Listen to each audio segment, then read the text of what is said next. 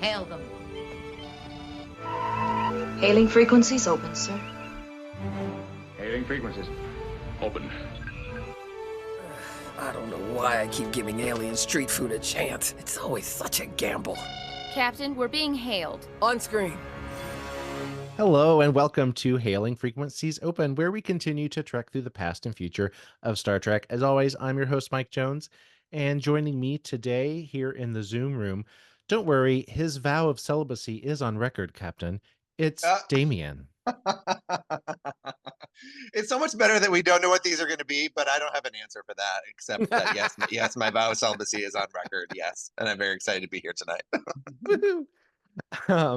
And also, she's late because she was putting the dictator to bed. It's Lenita. Yep. Technically not late, but I'll let you have that. And the vow of celibacy on record means nothing. It was written in invisible ink, so I don't really think it counts. Yeah, I was trying to figure out how to work something about Deltans into our intro, and that was what I came up with. We're talking about Deltans today because you will know our guest as Taveen, the Vulcan Deltan Science Officer on the USS Titan A in Picard Season 3. And we are so happy to have her here, Stephanie Czajkowski. Hello, thanks for having me. Welcome. Damien and I had the pleasure of meeting Stephanie at a convention in Philly a few months ago, and my strongest memory actually of our interactions was we were in a breakout session where we went into the convention thinking that it was going to be a very normal Star Trek convention where we ask questions like, how do you learn all those lines, things like that. I didn't. We had really good fan questions prepared. We did have some good fan questions, but then we were given an assignment. In this session, we were broken up into groups, and each group was assigned a celebrity, a cast member, and then we were supposed to all go around and talk about how trauma has affected our lives or whatever. And it was very group therapy. Yeah. This is how we met. So now we're very close because we've shared trauma. Yeah. The breakout sessions were, I have to say, because it was a smaller con, which I'm finding that the smaller cons are so much more intimate. And while the big one, I just went to my first trek to Vegas this year, which was enormous and a little overwhelming almost. And fabulous because it is a reunion for a lot of people, a lot of fans who meet up every year, and it's one of those things. But there is something about that con that I met you all at, which was probably one of my favorite cons that I have done thus far, just because of its intimate nature. There were some things that I think that other cons should take note of and literally steal, and the breakout sessions, like doing a panel and then breaking out, I think was one of them. Absolutely. It was. So, what was your, prior to your time in front of the camera, what was your experience with Star Trek? So you had never been to a convention before? Had you watched? No. So my father was an original series. He was a fan. He was an original series fan, and he went to night school. And so I remember when I was when I was a young child, he would be, it was in syndication, and he would be watching it while doing his homework. And so my brother and I would be sitting and watching with him. Star Trek, the motion picture, I believe was the first movie I saw in the theater, to my earliest recollection. And then my mom was a seamstress and costume maker and worked for a costume shop when The Voyage Home came out. So we ended up doing a balloon arch. And I remember helping, because I was in middle school, helping do a balloon arch they were doing a premiere of it. And it was the first time I ever saw people in cosplay, because she also was then making those Admiral costumes, the maroon with those are really hard. And so she was making them for people who were ordering them because they wanted to buy them. And at that point in time, cosplaying was not cool. And so it was kind of this weird, so it's been this intermixed thing throughout. And then my dad was also Next Generation. He loved Worf. He loved Michael Dorn because my dad was 6'3" and from the Midwest, kind of stocky, and just loved work being angry. I don't know how he'd feel about this incarnation of it. And then, yeah, so it's been threaded throughout my life. I'm of an age where I came up, like, the first things that I was like, ooh, is Star Wars, but I don't think you have to choose. I just don't believe that. No. Yeah. So yeah, so it's been threaded through my life, and I did not realize how much and how kind of precious it was to me until I stepped on that bridge. Fascinating. That's amazing. Yeah. Wow, that's like in your DNA there. Like it was sort of Yeah. like kismet, Yeah. sort of like it, sort of like, oh, it's written that, okay, it's gonna happen, and Yeah, then it does. yeah. Oh, that's awesome. Yeah, it was serendipitous and released in a really strange way, and just little things that happened along the way. I have this long story, like semi-long story, or that I've gotten better at telling, where my dad had passed away in 2017, and 2 years before that I had a pretty bustling little business on eBay before everybody was selling resale stuff.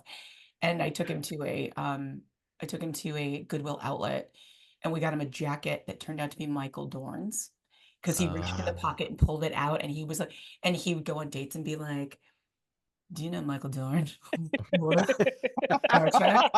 This is I his jacket. love I it. get So I any had this, number like, of so- answers. Yeah. So, and fast forward, and he passed away, and fast forward, and suddenly I'm on the set, and I look at, and I realize that it's basically a reunion of the next generation. Yeah. And I'm like, oh God, I get to meet Dorn. Like, I get to tell Dorn the story. And I told everybody the story, and I didn't get to tell Michael the story until the premiere, at one of the parties. And we shared the same prosthetic makeup artist, and Hugo was just like, oh, he's wonderful. And so when I told him the story, he was like, got a picture of that jacket? I'm like, yeah. He said, I remember that jacket. That's a good jacket. I was a bigger guy then. He was so lovely. It was just, so. And you held it together, telling, like, I feel like that would be a moment where I would get choked up and be like, okay, Yeah. like you were able to I hold held it together because I told the story a number of times. Like, I'd even made like a video for him, because it just seemed like we were never on set together. Oh, And yeah. so, and I, at 5 o'clock in the morning, when I'm in the prosthetic trailer, getting my eyebrows and my ears on, I'm telling this story, and I refined it and got it shorter as we went along. little elevator pitch action. Because I forgot, like, the first time I told it, I forgot to say that my father had passed away. And so you want to start with that, to be like, my late father, blah, blah, blah, like, because one of the things we can, but you don't want to end with like, and then he died. brings the whole room down. Brings the whole room.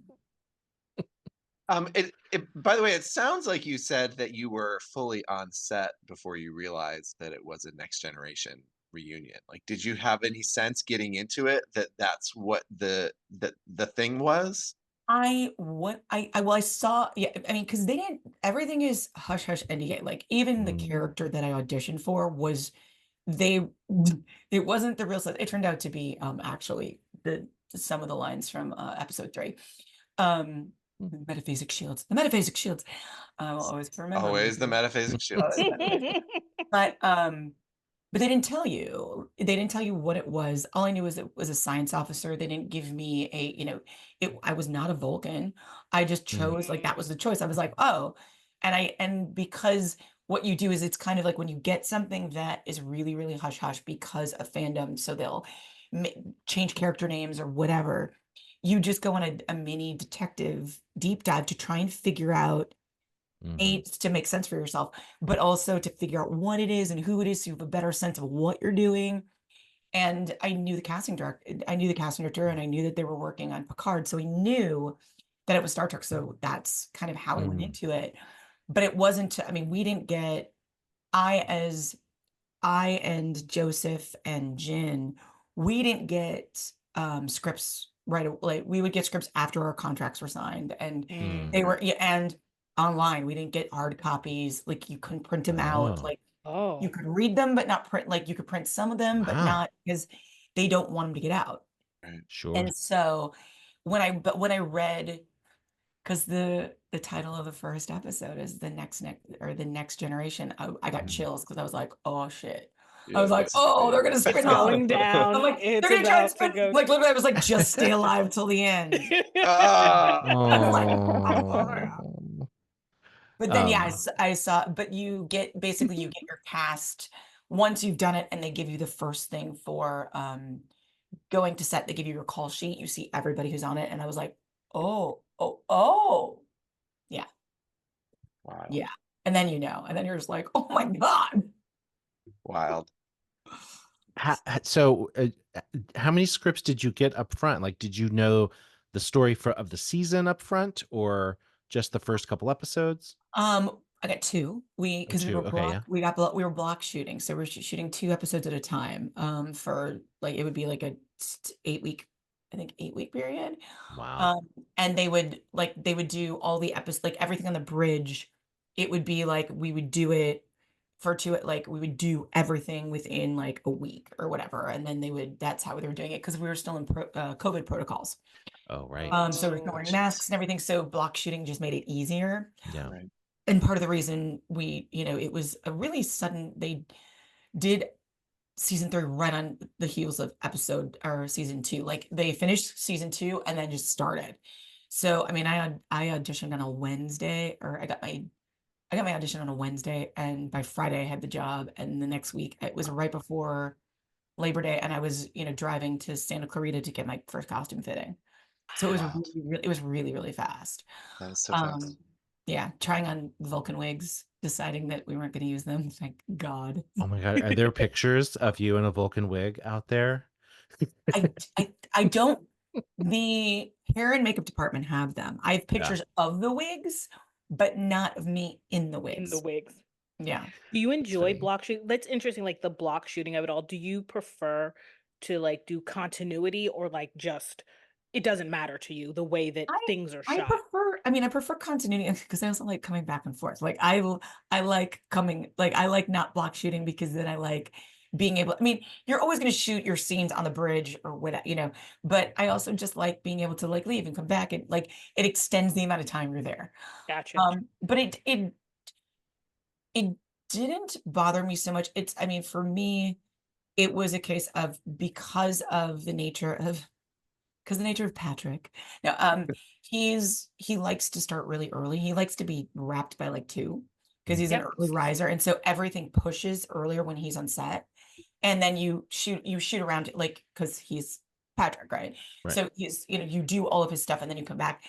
And so what I found was, because we have prosthetics and usually we start at 9 o'clock, now we're starting at 8 o'clock. So now rehearsals at 7 o'clock. So now my call time's at 4:30 if I haven't been there before. Like, and that was the stuff for me that I was like, oh shit. Because I had never done prosthetics, and basically it was just it was ears and eyebrows. Right. But every morning we would shave, my head was shaved. So we would shave my head down every morning, and then that's how it would start.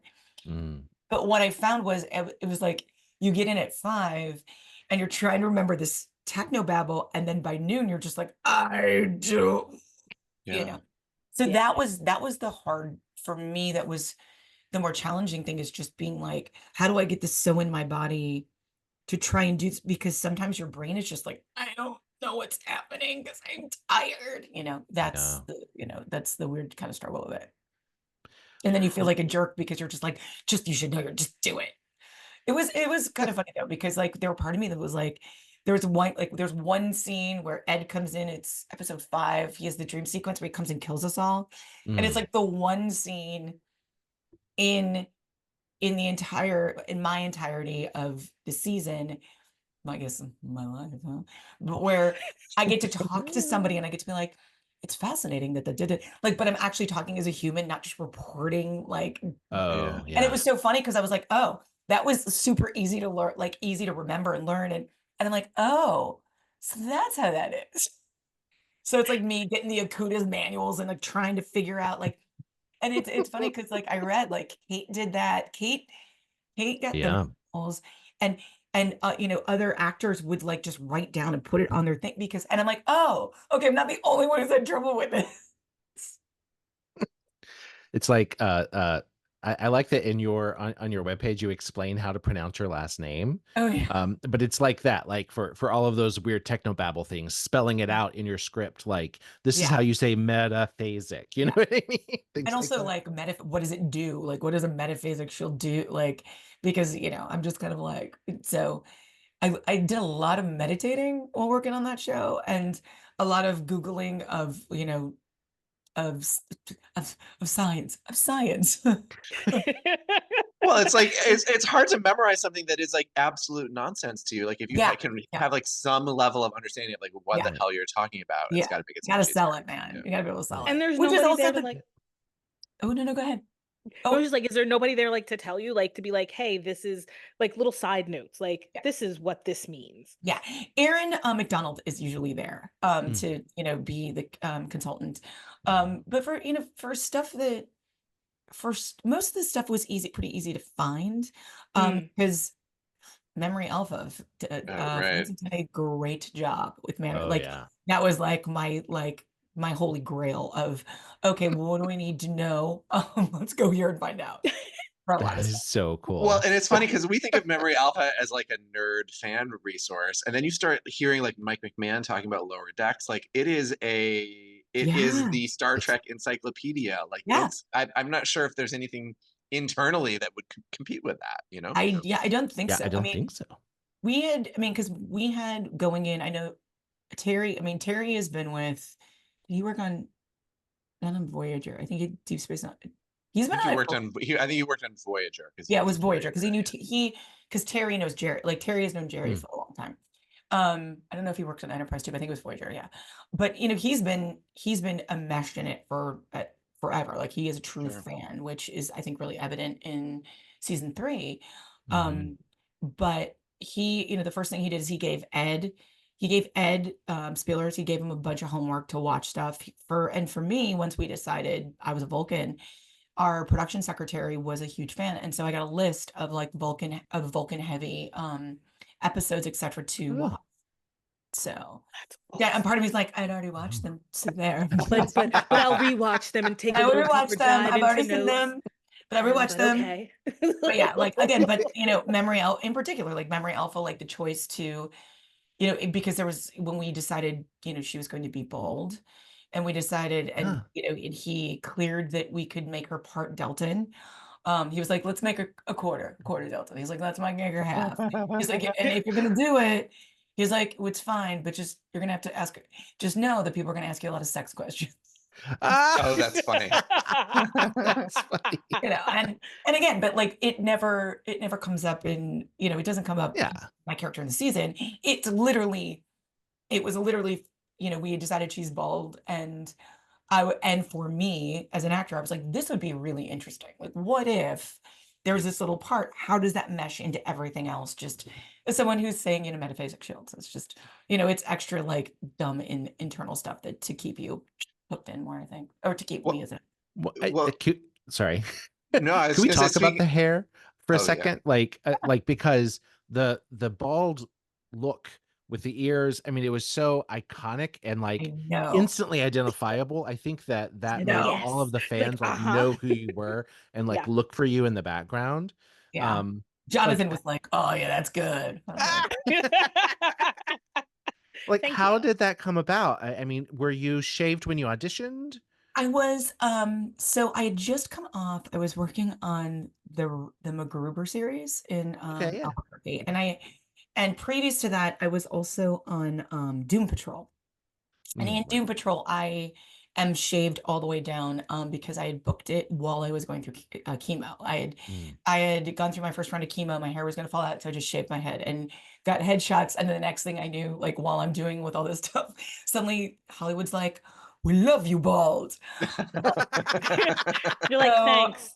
I'm like, Thanks, everybody. I have jokes about how I was like, because my mother had cancer and got really like Hollywood, like skinny, like that super skinny. And I was like, I will never be that skinny unless I get cancer and go through chemo. And that did not happen. But the bald head, like, yeah, that was like, But I got a bald head and got some like a bald head. jobs. So I had a little bit of hair, like I had a very small amount of hair coming in, and it was kind of dark because I dye it now, the dye it blonde now, partially because we still use my bald headshots.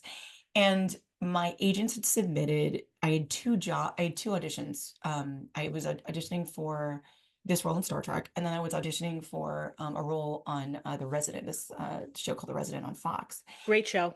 Yeah, and they had and they both had used this bald headshot. And I was kind of like, I think I need to shave for this audition. Like, I think I need to, because it's a weird, like, it's so dumb. Like, it sounds dumb, but like hair on me looks really different. Like it's the blonde is good because it's easier to imagine me bald. But even with the hair, it changed. Like, it sounds so like, well, but it's true. Like, it's a stark difference. It's a stark difference. It's a stark difference. And so I shaved it because I was like, all right, let's just go. And also, frankly, I really like shaving it. Like, it's just, I don't have to worry about what it is. It's just, it feels very authentic in me. Like, here I am, take me or leave me. There we go. So I was already shaved. And when I came in, Terry was like, I tried on the Vulcan wigs and they looked horrible. They looked just really weird because it was like it just And Terry came down and met me, and I was like, oh my God. And he said, so what do you think? Like, could we have a bald Vulcan? And so you're 24 or 25,000, whatever year we're in, 2400. Yeah, I think 24, 26, 25. I can't remember. Anyway, side note, you guys should know this. I'm like 25. I don't remember. We were not ready. We were not ready to trivia not that prepared in. for I was this like, what? memory alpha information. Memory alpha. So, and I was like, well, I mean, I would think by this time maybe, but I'm not really sure. And he's like, well, here's my email. Go and look, and like, let's decide, because we have you in the wigs, but let's try it out. I think he saw the wigs and was like, she looks terrible. He was like, I don't want to tell her that. Yeah, well, no, give her I agreed. option. I agreed, and I was like, I would really like to, because I also had that kind of gut instinct of like, I think this would be a really interesting look, for someone sitting amongst stars. And so, I went back and went looking, and they were older, mostly men, but like some of the priestesses were bald, older. And I was like, why not? And then I was like, well, and I was like, what if we make her a little Deltan? Then that solves the hair problem. Right. And also it makes it interesting for me as an actor, because you get to play a duality that we'll never see, but is more, it's kind of fun. So yeah.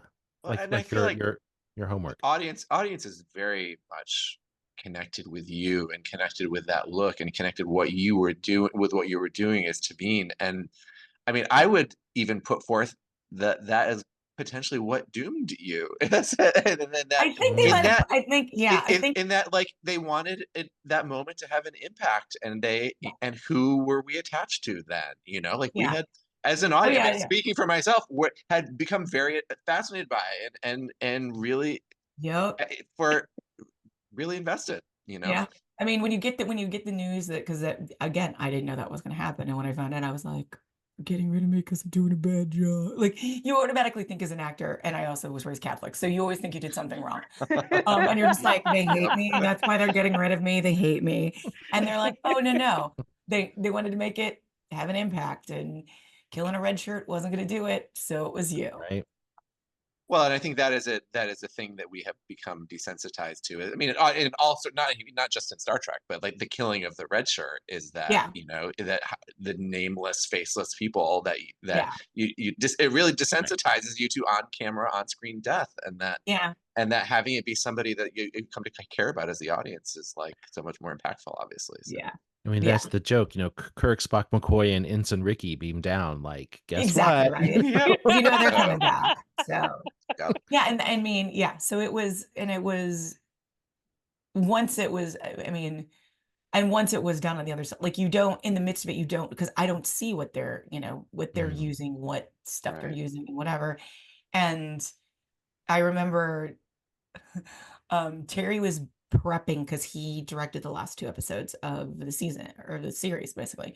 And so a director named Deborah was, directing them, and I hadn't gotten the script yet, and it was like around Thanksgiving, and I got an email that was so lovely, like, hey, I'm coming to work, and I love your work, and you bring so much humanity, and I was gutted when I read that she's getting executed, and I was like, oh, and you're like, what? Excuse me?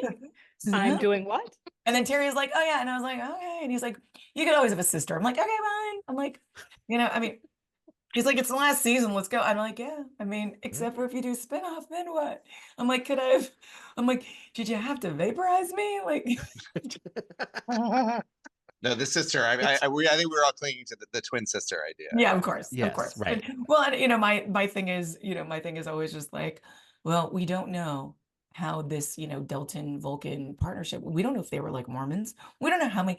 There could be 70 million Tavine siblings running around. Who knows? Correct. Right. Yes. Maybe Yes, they were made. We don't know how the Deltans multiply at all, other than it. We can't have sex Right. with them. What happens when you combine Punfar with the Deltans? Like that's dude. Who knows? You don't know. You don't know. There's some fan fiction out there. There We just is. have to search for it. There's Yeah, gotta be. I think there is at least one.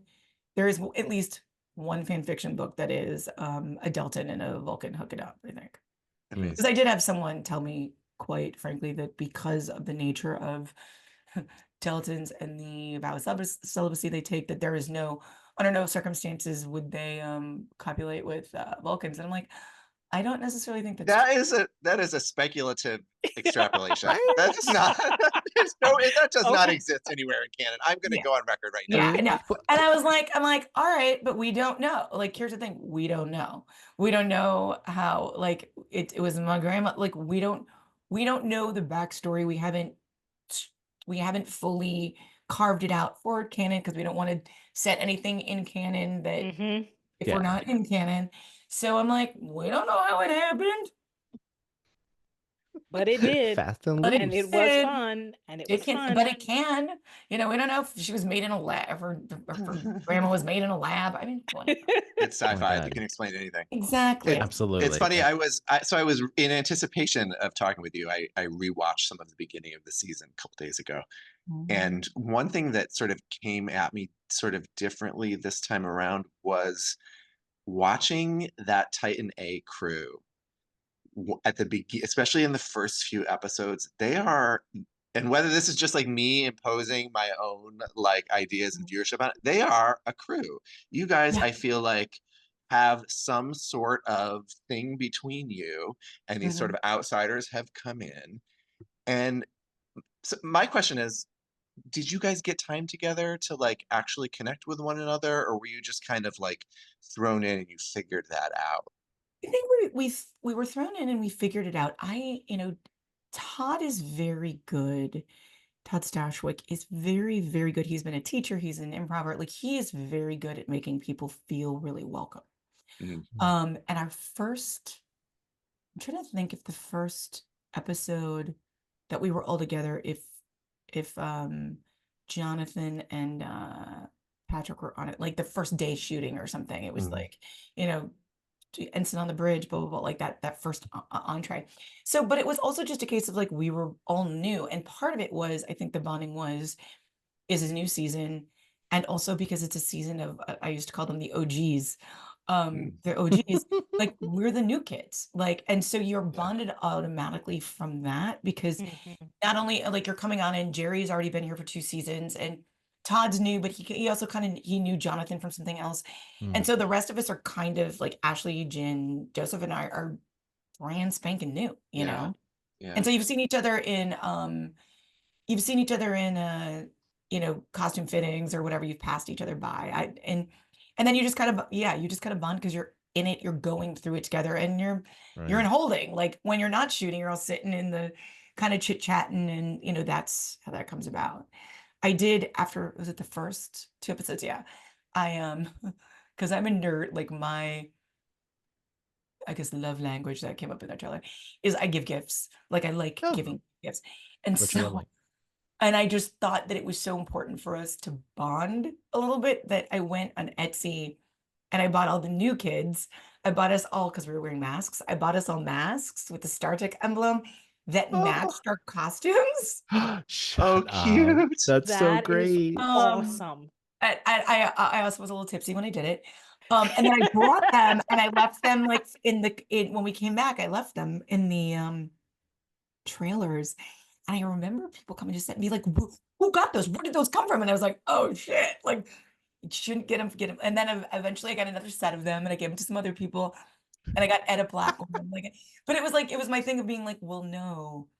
I was like, sorry, Jonathan, because Jonathan's like, where's mine? And I was like, sorry, Like, Very. I'm like, sorry, Like Don, that's for the lower deckers. it's for us, the new kids. Of course, I hear that, and I put myself in the head of like the Etsy creator to like who I'm sure would blow their mind to know that their creation is being worn on the set of Star Yeah, Trek Picard. I think finally when it That's came so out, it was funny. one of the first photos I posted on Instagram once Mm. we could do behind the scenes, and it's all of us behind the scenes, kind of on our phones, everybody wearing their mask that matched their outfit. So cute. That's amazing. That's really cute. Okay, really nerdy question. So, as a kid, I wanted to be Uhura. That's who I identified with. And I had this roll top desk in my childhood bedroom, and I like made it look like her console with construction Oh, paper. nice. So when you sat down at your console, did they give you like here's what this does, here's what that does, or did you get to like play and make it up? I got to play and make it up. And that chair, oh my God, spun like crazy. So it'd be like, and every so often it'd be like, which drove me insane because they had it, but then when they would close in on when they do the close up, suddenly the thing like metaphysics shields, and I was like, really, you couldn't put that up when I was trying to remember that line, like, so I could just Because it was all real screens, like things they were real changed, screens, right? and That's they didn't, amazing. and they didn't sort of change, and there were these circles, and that would become my favorite thing is like playing that, like I'm like, and you like DJ, push down, Tribute. and you would just like create some choreography with your hands and like decide what stuff was, but then you also had to adjust because as camera angle adjusted, sometimes you'd shift over, sometimes so it's like. So it was a little fast and loose. I mean, we're a little fast and loose with it, but and pretty much I'd always come back to like, oh, if we're trying to do something, these are the phasers. And they had named some stuff so that you could like, play here and there. That's amazing. Sorry, I'm just fantasizing in my head about living that world. Oh yeah, no, I sat in that chair every day. Like I made a point, a conscientious point every day to be like, keep in mind, this is not like this is gonna go real fast. So take a moment, take it in, realize where you get to be, realize that you are literally living a dream. Yeah. Absolutely. Random. Did you keep anything? Like, was there anything like question? No. I'm such a all of you. I don't take something. I know. Michelle did. Like, here's the thing. They're like, don't take pictures. Like, I don't have nearly enough pictures because don't take pictures. Don't like, and I get so nervous and anxiety ridden that I'm like, oh God, I'm going to steal, I'm going to take something they're going to know. And then, so I didn't. Yeah. So I didn't. I really wish I would have taken like my comm as something, but yeah. I get it. Did you at least get a nice cast gift of some I have I have a Picard hoodie. Oh, cool. Which I wear all the time. Nice. Some days I'm on a plane. Like some days I'm on a plane and I'm just like, oh my God. Like I think it was when I went to go this weekend, I was wearing a MacGruber hat with a Picard hoodie, and I have a backpack from Doom Patrol that came up. Like I'm just like, look at all my swag. Right. She's like, I only wear free things. I only wear the things that I'm a part of. Yeah, Thank you. Like look. I only promote what I'm a part of. Thank you. I use that zip. I love that hoodie because it's a zip up hoodie with finger holes. Like I wear it all the time. Oh yeah, with the thumb it's holes. The finger holes. Here, Yeah. I love the fact that they do that now because back when I was younger, I was cutting holes in my my mother would be like, what are you doing? Like I need a little extra cover on my hands. Thank you. And then they started making time, girl. Ahead of your time. Always and forever. Exactly. I want to go all the way back and talk about your theater career a little bit. Sure. Because I feel like we once actors move to LA and it suddenly we don't talk about what they did in the beginning, and we're all theater people. So you were at NYU, right? Yeah.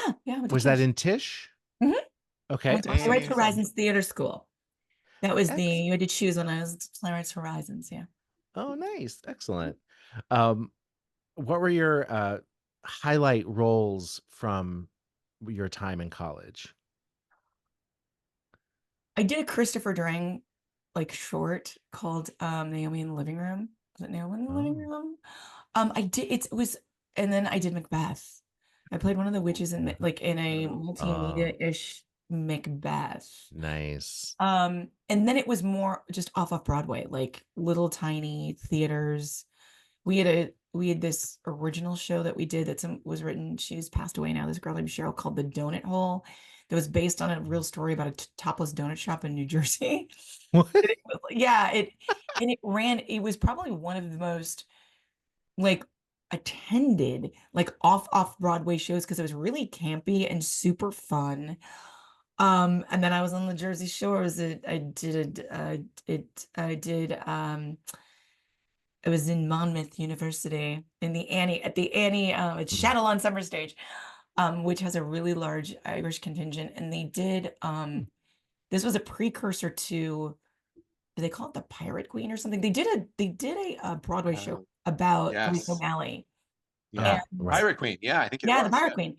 And so this was something called, it was just called Grania, and and I played Grania. Like I played the title role. I played this like in my early mid-20s, played this Irish pirate queen, which was phenomenal.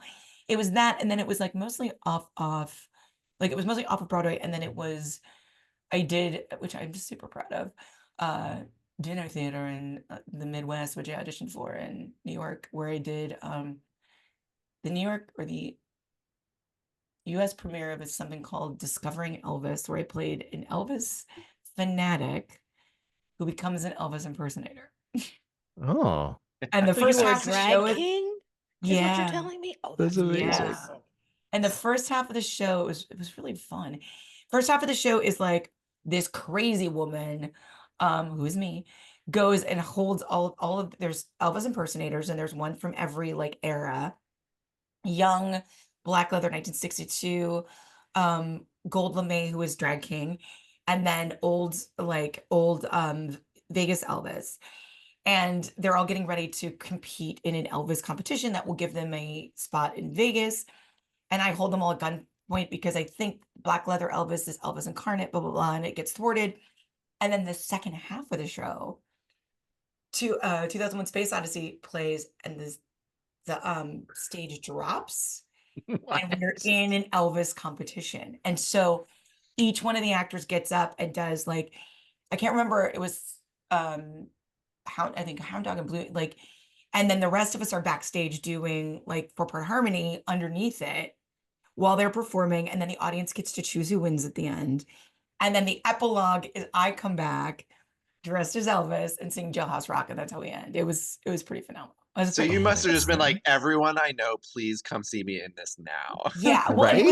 It was crazy because it was in Rock Island, Illinois, which is the Quad Cities, which was also, interestingly enough to me, is in the Quad Cities. It was where you came if you were LGBTQ, because I was not particular, especially this was 2001, I think. Yeah. 2001.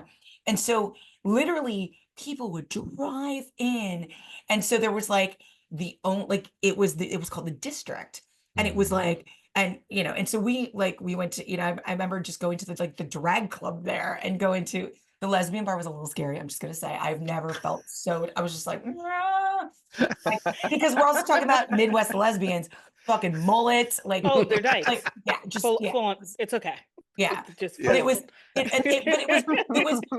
not in the mullets. It was just I worked in a bar at the time, and I was just like, I have never felt like so much like a piece of meat as walking into this. What is going on? You're like, ooh, East Coast. I know. I was like, damn. We can get you around here. Yeah. So mostly that, and then I ended up.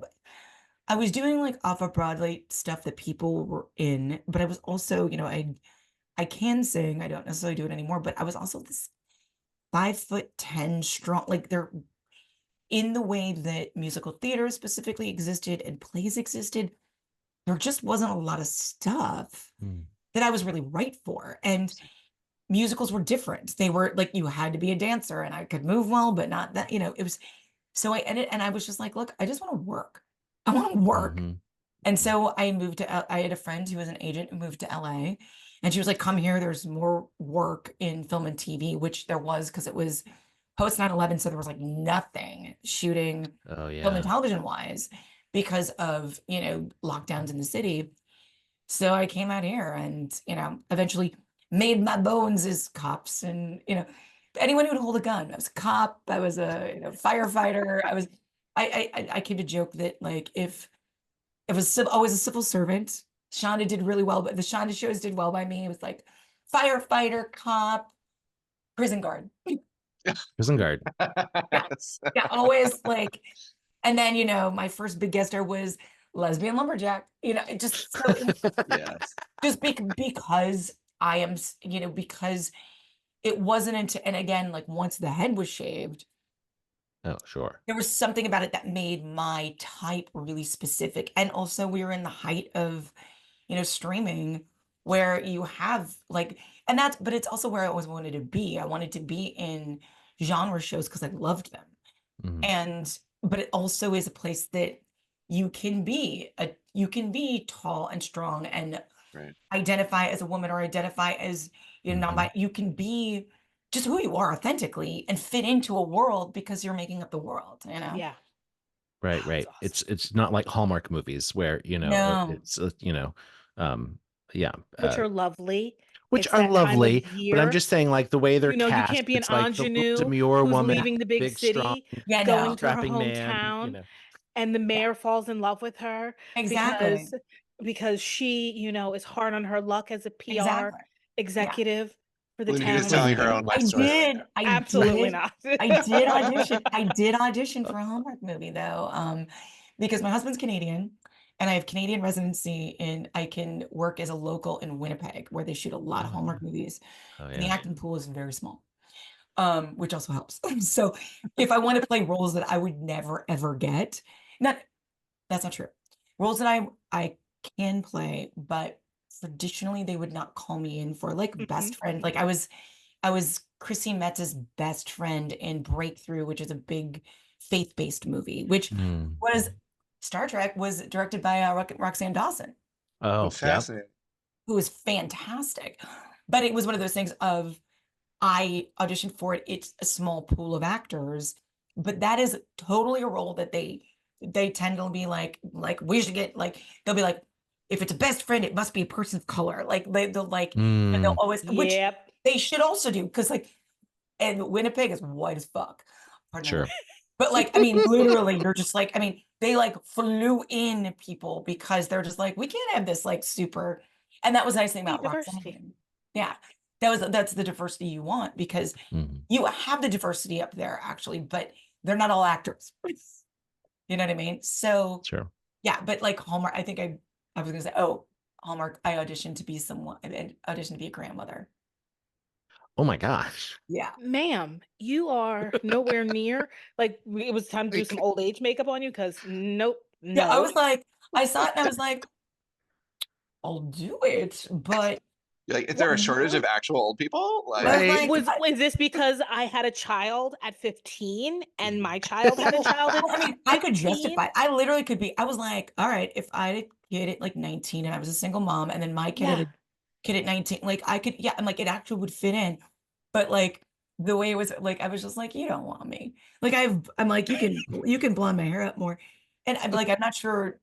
I don't know if if I was even in contention, but I know other actors up there, and there is an actress I know who I'm like, did you get called in for this? Because you should have. Mm, And it's a weird stitch up there because there's only two casting directors.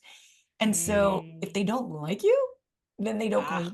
Like it's a very like small and it reminds me of community theater a little bit. mhm. If I like you, then you you get will all the roles. If I don't, you're exactly, gonna be right? pushing a broom. Yeah. Exactly. You play in the tree, play in the tree. So after you moved to LA for more work, did you find it challenging switching into working in front of a camera rather than an audience? I did. It would definitely, it's one of those things of I have a lot of, and it's sometimes hard to find, and I've gotten better at it, at finding the amount of, because the process is the same. It's just how much energy you give. And in theater, the camera will come right here and you don't have to project it out there, or you don't have to be, and I already have a big personality. So there was a learning curve there. She's so demure. So it was that, it's not the being on, it's interesting. It's not being on set. It's not being on set because once I'm with actors, I'm like, oh, because you're talking to an actor and actors right here. And you just, it's like same on you, it's the distance of the audience, whether it be like the difference of playing a small house versus a big house. It's always the auditioning, like being on tape, like, and remembering that, like, even though the camera's fucking, 10 feet away and you're playing to the camera, you don't have to go to the, it's that is the thing that is seemingly, was, I think, a little bit more challenging. But also it was just, the first few years were still in rooms.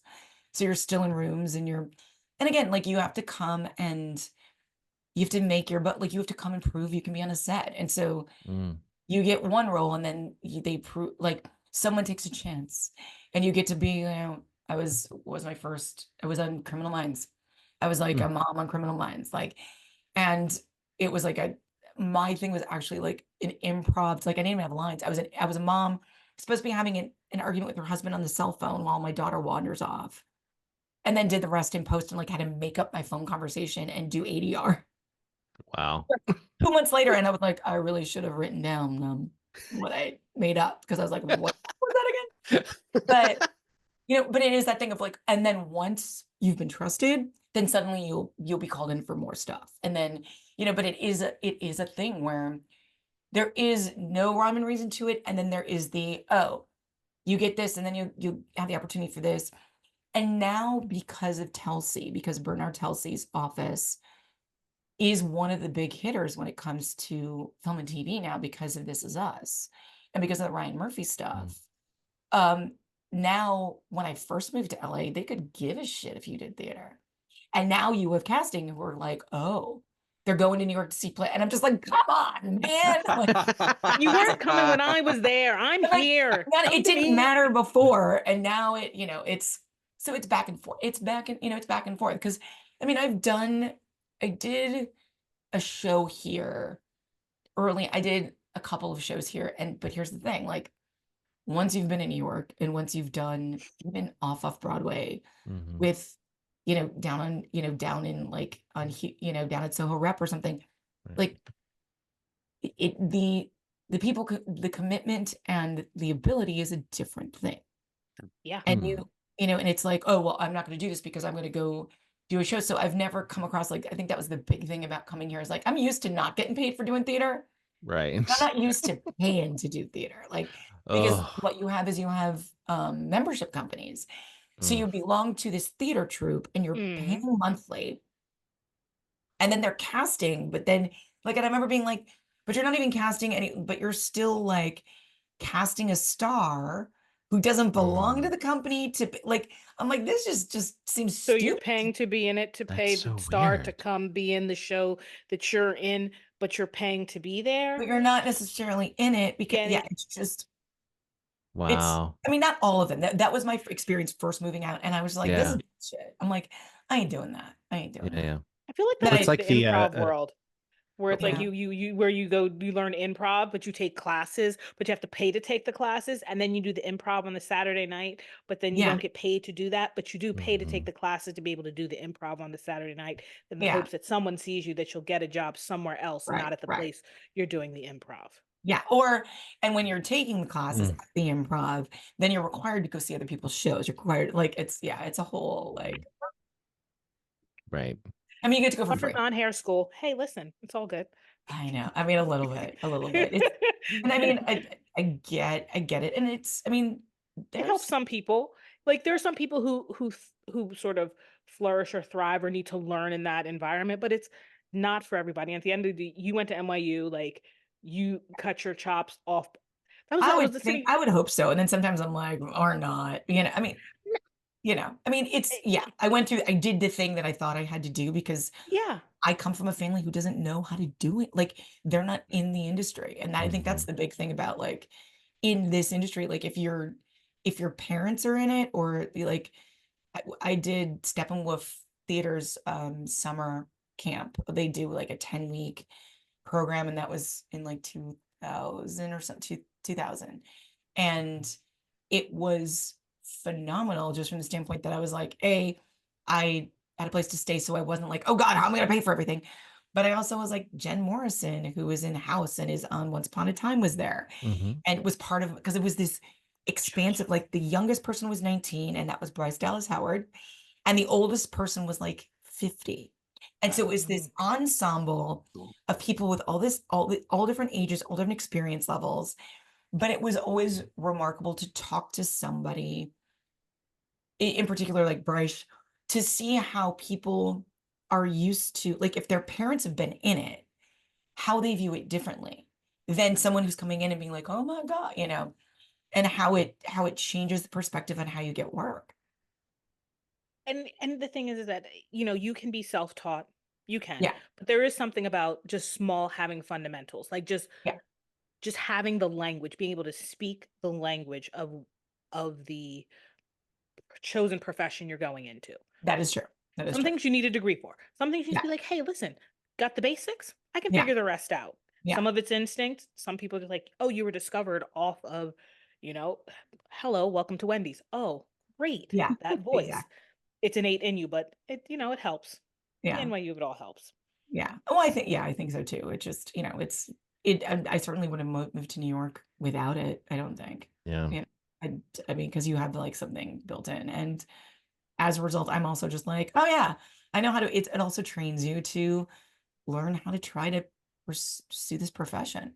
Because a lot of people are like, I'm going to come out of school and I'm like, yeah, you're going to come out of school and you need to figure out how the fuck to pay for everything while you're pursuing. And maybe you'll get lucky, and maybe you'll go, but that it's, undergrad and grad. I was undergrad. So undergrad and grad are different things, but also, again, it's not a fair industry in the sense that it is a meritocracy of sorts, but also there are things you have no control over. Like I had friends who graduated, like literally, I had a friend who and I remember being like, God damn it, who is this cute little, and they pulled her from like a showcase when we graduated to go audition for a soap opera.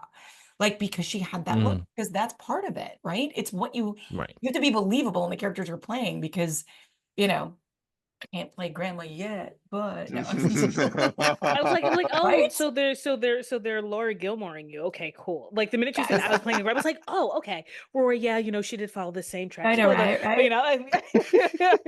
was like, I can I justify it, but like the way you've written it is so just like, I'm like, it's supposed to be Hallmark 2024. Like, can't we have this woman, like, I don't know, she like falls in love with somebody, but it's so, I was like, this is written for a 75-year-old. Like, it is written as if this woman is 75 but that was also the age range was like 57 to 65 or something. And I was like, what? Well, it's frustrating too, because older actresses or older women actors don't like, they're not writing good roles for them, anyway. So like it's crazy that when they cast young actors to age them up, when it's like, there are these people, the Kate Mulgrew generation of actors who are looking for roles anyway. Well, and also it depends on who's telling your story, and mostly it's been cis white men. Yeah. Right. That's who you're, for the most part, have been your storytellers at your point of view. And the nice thing about streaming is it opened up and gave storytellers who are underserved sometimes, like it gave them a platform. And my worry is because the guys running it are still old white men, that they're gonna at least film and television is contracting, but also we're having that shakeup in theater too, where like the only opportunity you're giving is for a specific point of view. And if you're going to see the stories of older women, you need people who value them. Yeah. You need people who value them. Like, one of my favorite, my coming into being a cop or whatever, like there's nothing better than being in a Shonda Rhimes room on Grey's Anatomy or all the other things, because every time I go, and I know older Karen-y white women who are like, well, I'm not getting it because, you know, they're giving it to a black girl. They're trying to go person of color. Mm. Like bitches will do that. And when you're going out as a cop, you're basically going out with people who you're going out with. A lot of my black friends, that's all they've been called in for so long, because that's, or black judge or whatever. But you also, because of Shonda's like doing that, and even Ryan Murphy starting to do it, you're starting to get storytellers who are like, see a world as it exists in the actual world, you know? See, I didn't mention It's Grey's that Anatomy. You noticed that, right? But it Yeah. did come up in conversation, which is the most amazing show on TV right now. I love it so much. They always make fun of me because I find a way to bring it in. She finds a way to bring it up every time we every record. I did it already. We're slowly becoming a Grey's Anatomy podcast. I feel like Grey's Anatomy is like the Law and Order, is like the Law and Order Correct. of, it's like the Law and Order of the West Coast. Everybody's been on it. Like, and you should. And if you haven't, then that, and as it should be, because Law and Order, if you did not, if you lived in New York and you're an actor. I was never and you on did it. not- Like I could come back and be on it because I was like, I have a friend who was on all They 4 brought of back. them. It's here and waiting for Of course. It really is. They lock down streets every other week. I know, right? Dun, dun. Speaking of communities, in the community of actors, what's your experience been like with the community of fans? Like, have you had positive interactions? Like, do you think that Star Trek fans specifically are welcoming? Like, there's a lot of toxic, especially like in the Star Wars world. Like, you know, there was all the, you know, I feel like there's a lot more toxic in the Star Wars world than there is in the Star Wars world. And I think that's because we're literally looking at a franchise that's been based on the idea of infinite diversity and infinite combinations. And like old dudes can be like, no, it's too woke. And you're just like, you're just an idiot. But well, you haven't been paying the attention. or you literally say it. It's the tenant of the entire show. Right? It's the tenant and it's the entire show. Like my experience has been phenomenal, really. I did not expect to be welcomed. Like I did not expect walking under that bridge doing that was in its own right like an amazing thing, but everything that's come after it has just been like I could not be more grateful for the most part. And there was a weird guy at Star Trek Las Vegas, but you know, I mean, I've been a bartender, so it's like you're gonna get one out of thousands, but it's been that's math in terms of really getting to know fans and I think authentically getting to know them rather than being like, oh yes, come sign mine here, okay, you know. But that's also not how I roll either. It's been really fascinating in particular because Star Trek fans tend to be real smart and do really interesting things. Like I'll sit down, like I'm like the stuff that you guys do, like I'm so interested in what our fans do because they're so talented in and of themselves. So for the most part, yes, there's been one or two where it's like, you know, you're like, oh yeah, I'll have a call with you. And this used to happen as a bartender too, a little bit. Sometimes you're like, oh, like, yes, I'm your friend, but I'm not like your friend. You like, I can't talk to you all the time. Like the parasocial relationship of it all. There's some people, and I think this just goes across the board in general, that there's boundary issues on that side. So sometimes I have to be better about that because I'm not great about I'm like, yeah, okay, whatever. And then I'm like, oh God, like I think you think that we have a closer relationship than we do. Sure. The waitress at Hooters doesn't really like you. Like exactly. She doesn't. Yeah, exactly. She doesn't. And not to compare you, but it's that kind of false assumptions. Yeah. Well, and it is such a weird thing because like it's not but it's an acquaintanceship, and sometimes it develops into a friendship, but that doesn't mean that it's lesser. You know what I mean? Like, yeah, absolutely. It's this idea that I keep telling my husband because I keep seeing this meme that's like, you stop referring to everyone as your friend, like your people at work, like they're your colleagues. Call them what they are. Yeah, words mean things. Yeah, it's because words mean things, and you know, and the relationship, I think the relationship of being part of something that people love is a really cool relationship just because I recognize the responsibility of being a part of it. I think. That's great. I do think it's like a family. Like, Oh yeah. you know, especially if you've been a Trek fan for a long time, you really every time there's a new movie or a new TV show, it's like welcome to the family. You know. Mhm. What about those OGs? Like were they I don't want to say clicky, but you know what I mean? Like they've known No, each other they were. so long. They get on Yeah. set, you would think that they're probably all like, you know. They are, but they're just wonderful. Like they were Yeah. really, I mean, Jonathan was also directing. He was Oh fantastic. yeah. He was fantastic. Gates is my interactions with Gates have been has been fabulous as well. Like I never worked with Brent. Mhm. And like I saw him at Rhode Island Comic Con. He's like, "Hi, Stephanie." Like it's just, it's it is literally a family. And especially when you move to LA from the East Coast, Mhm. I feel like I was on a walk with a friend of mine this morning, and you kind of got to find your people Oh because yeah. there is like Hollywood is its own thing, and Mhm. there is a thing that people need to put on, and that I feel like New York and the East Coast is just in and of ourselves are just more authentic to not feeling the need to put on something, that you're just cool the way you are, right?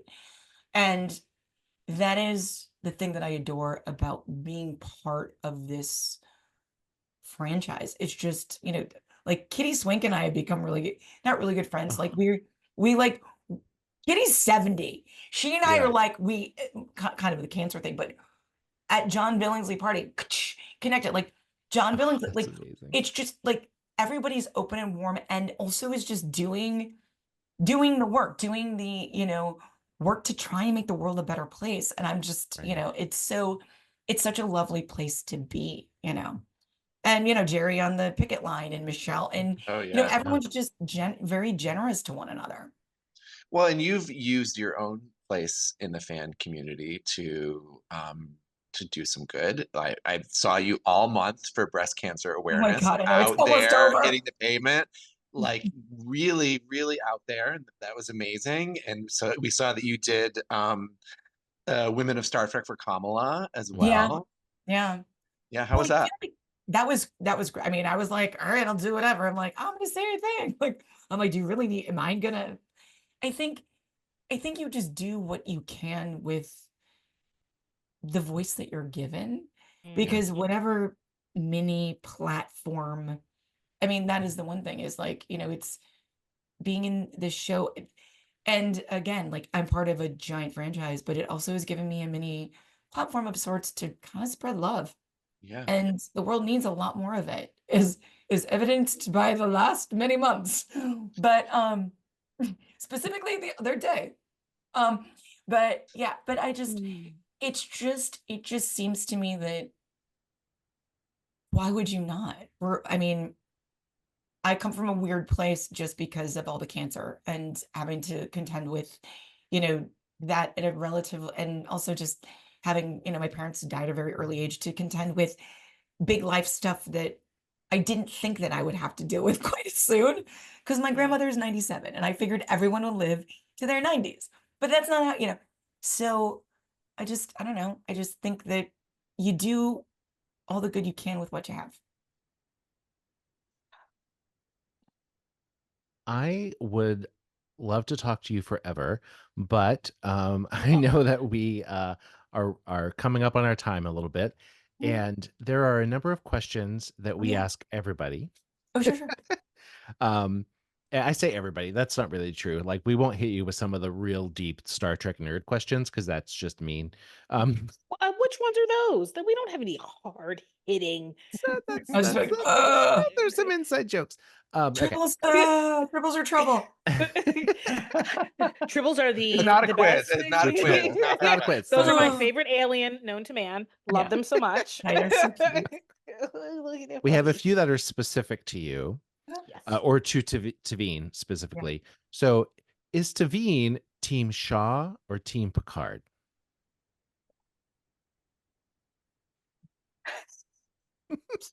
I love this face. There's the heart. I think she respects the chain of command. I think it's I think Mhm. it's I think to Whoever's in the be chair.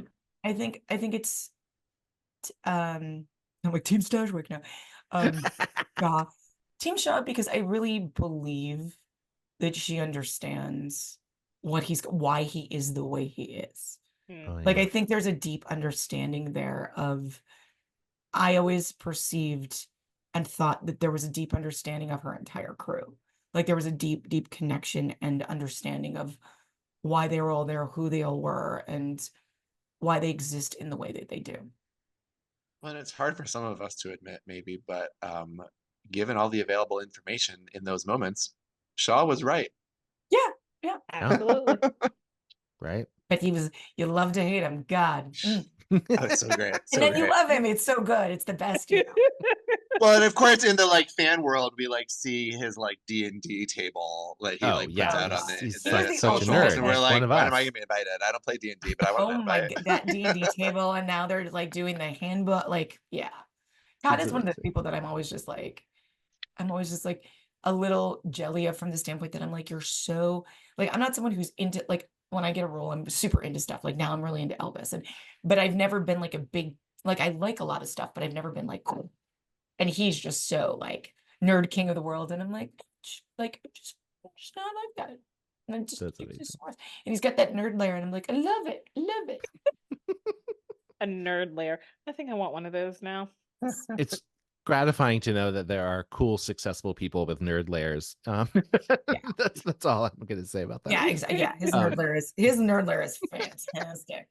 Because he took a garage and just like, and that table, like, yeah, just go on his Instagram, you'll see it. It's Oh yeah, it's all there. You don't keep that a secret. Yeah. No. Okay, was Amanda Plummer as terrifying in person as as one might think? No, not at all. Really? I mean, no, not at all. Like, it is really interesting to watch. To watch her work. I have never experienced someone on set, especially on a television show, still just be feeling it all out and really loose and free in a way that I've experienced working on theater, but I'd never seen it. Someone just so like, yeah, let's fucking play on TV before. And to be in and just super creative, just like there was something about her, just like there was just like a fluidity that just felt like was so interesting to watch. And because of that, it was a little unstable and easy to be like, oh my God, she's terrifying, you know, but yeah, in person, just wonderful, just sweet so and good. lovely. And just, yeah, just really, really wonderful. I love that. I love to hear that. Okay, here's some standard questions. If you could have dinner with 3 Star Trek characters, who would they be and why? Spock.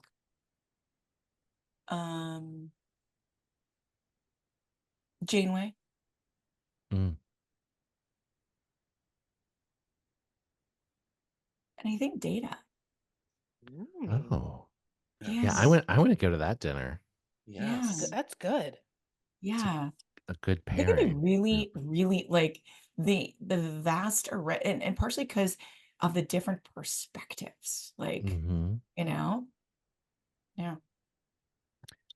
If you lived in the 24th or 25th, whenever century, Like, what is what would your life One of be those. like? Do you think you Yeah. would join Starfleet? Would you live on Earth? I think I would join Starfleet. I mean, depends how old I was.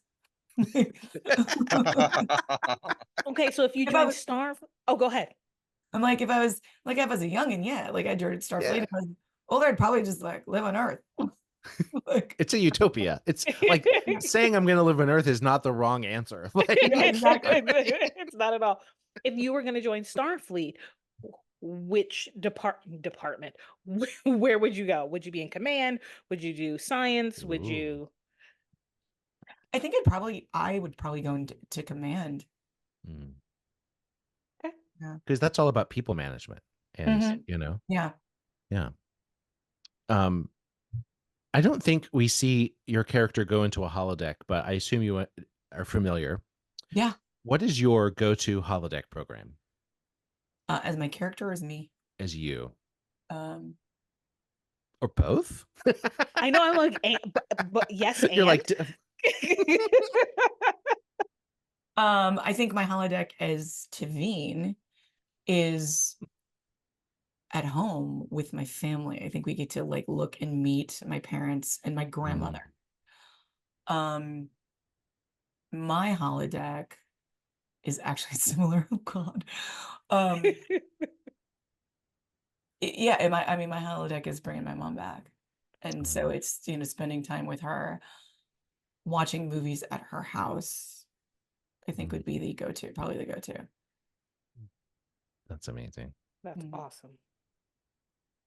If you had a replicator sitting next to you right now, what would you have it create? I immediately went to food. Yeah. Yes. And I immediately went to ice cream. Ooh, I think yeah. it's a You're talking sundae, my and I don't language. know why, but like my instinct is like, oh yeah, sundae. And it's like a Dairy Queen sundae from like, I don't think they make these anymore. Maybe they do in the when I In was the a kid. boat? In the hat. When they used to have little hats, I used to have a bunch of Milwaukee Brewers. The sundae in the hat was like, Yes. it was chocolate peanut and Spanish peanut. Are Spanish peanuts different than normal peanuts? My mom used to call them Spanish peanuts. It just seems like there's peanuts. I don't think so. I think there's salted peanuts that they put. Yeah, That's just salted amazing. peanuts. I'm like, Salted by Spanish people. I know, right? Yeah, definitely. That's That's a good amazing. one. That's Yeah. a good one. And it would So be far- in Milwaukee Brewers. It would be in Milwaukee Brewers like little. Little That's hat. awesome. Yeah. Oh my gosh, that's amazing. Rapid fire, Mike Jones. I know, rapid fire. Pew, Well, pew, pew. I don't. Come I on. don't. Pew, pew, pew, pew. Okay. Pew, pew, pew, pew. Here we go. Yeah. Tea, Earl Grey, hot, or coffee, black? Damn it. No, it'd be Earl Grey tea. Earl Grey. I drink both, but I tend to drink. As a kid growing up, I drank tea. My father drank, not unlike Worf. My dad drank Lipton tea. We didn't have coffee in the house, and I didn't drink coffee until I like got to college, or I did in high school because everyone did in high school because it was cool. Oh, right. But like not till I got to college. So you're not always. You don't have your Starbucks cup in your hand at all times, like almost every other actor in New York that I've worked with. Yeah. No, I mean, I will, and I'll go through phases of it, but then I'm always like, and then I'll get too jittery. So like, Oh yeah. I mean, I do like I do like that first like iced coffee of the spring, East Coast spring. That's awesome. It's the weather is always the same here for the most part, so you don't have that thing of like, this is my first iced coffee. Like it's I've been drinking Florida's the same way. Yeah. Yeah. Who's your captain? I'm the captain now.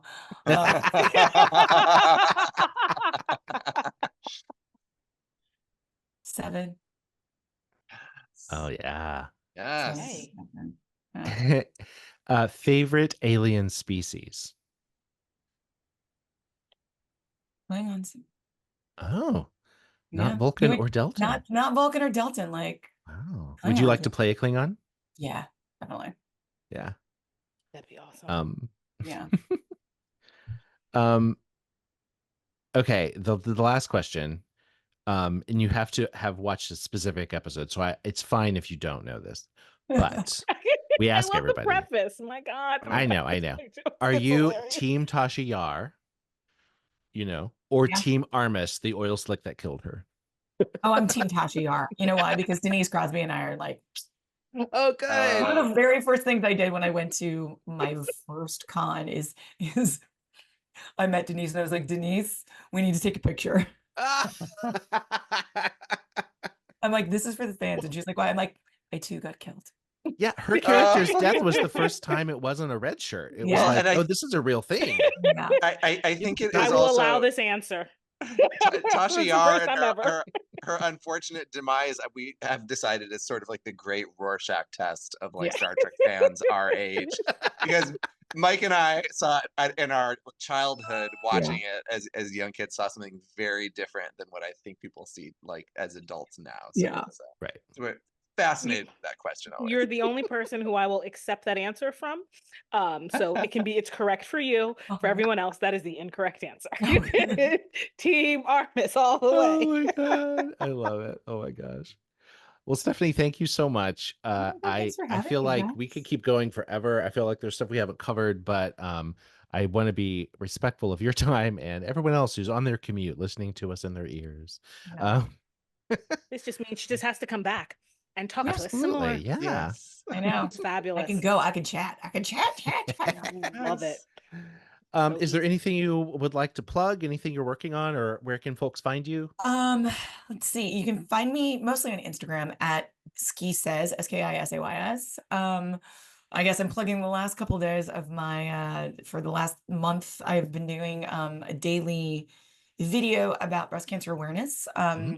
Myself and other people who've been brave enough and lovely enough to come forward and to give some tips, which is kind of a little project of love. And then other stuff coming up, but I'm not allowed to, like, it's Of course. stuff on the, like, it's that thing of like, don't ruin it and talk about it. So, there's, you know what? I was helping my husband, and we still have one more episode to do. Super rando. I was a co-producer on something called Package of Excellence about the making and remaking of Caligula, the movie. Yeah. Whoa, fascinating. I'm not one of the hosts, but my husband was a host with a friend of ours, and I helped, behind the scenes. Highly recommend it. Easy. It's half hour and it's really fascinating.